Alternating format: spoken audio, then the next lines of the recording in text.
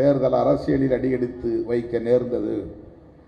தேர்தல் அரசியலில் அடியெடுத்து வைத்த பிறகு இதை ஒரு தேர்தல் அரசியல் கட்சியாக தேர்தல் ஆணையத்திலே போய் பதிவு செய்ய வேண்டும் என்கிற தேவை எழுந்தது.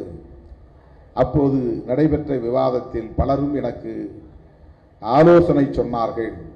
கட்சிக்கு வேறு பெயர் சூட்டுங்கள், இது வேண்டுமானால் ஒரு இளைஞர் இயக்கமாக இருந்துவிட்டு போகட்டும், கட்சிக்கு வேறு பெயர் சூட்டுங்கள்.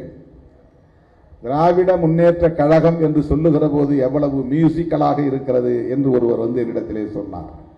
அதை கேட்கிற போதே எவ்வளவு இசைநயம் உள்ளதாக இருக்கிறது. இதுபோல ஒரு நல்ல பெயரை தேர்வு செய்து கட்சியை பதிவு செய்யுங்கள் என்று சொன்னார்கள். நான் ஏற்றுக்கொள்ளவில்லை.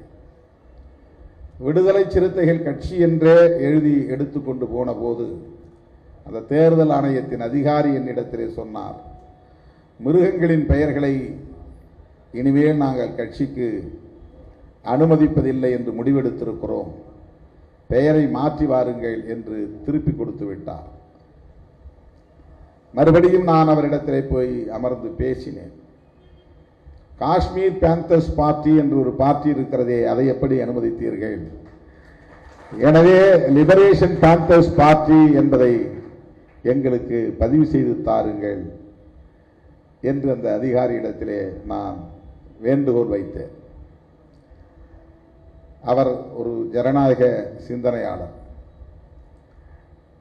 கொஞ்சம் யோசித்தார். 2 நாட்கள் கழித்து வாருங்கள் பார்ப்போம் என்றார். பிறகு போனேன், பதிவு செய்து அந்த பெயரை நமக்கு விசிகே என்று தந்தார். எதற்கு இதை நான் உங்களிடத்தில் நினைவுபடுத்துகிறேன் என்றால், 20களின் தொடக்கத்திலே எனக்கு என்ன உணர்வும் புரிதலும் இருந்ததோ அதுதான் 50களிலும் இருந்தது, இன்றைக்கு 60களிலும் இருக்கிறது. அதிலிருந்து நான் வழுவவில்லை, நழுவவில்லை, விலகவில்லை. பிளே ஸ்டோர் மற்றும் ஆப் ஸ்டோரில் இருந்து பாலிமர் செயலியை QR கோடு மூலம் பதிவிறக்கம் செய்யுங்கள். செய்திகளை உடனுக்குடன் பெறுங்கள்.